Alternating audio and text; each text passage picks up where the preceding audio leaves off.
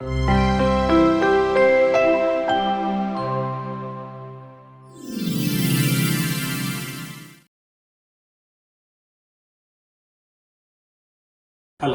now we will do the experiment of actuation of single acting cylinder. For this experiment, we are using single acting cylinder, 3x2 push button and manifold and then FRL unit.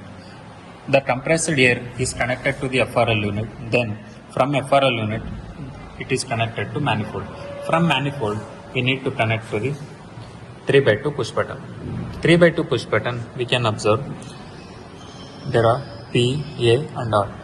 P is an pressure port and A is connected to the cylinder and R is an exhaust port. Now I will connect to this 3x2 push button. Now I am connecting from manifold to pressure port.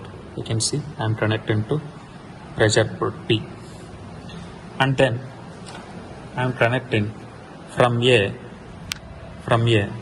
to cylinder. This is how you need to connect.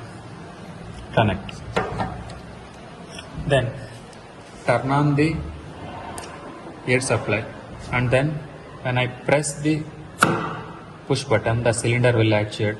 When I release the push button, cylinder will retract.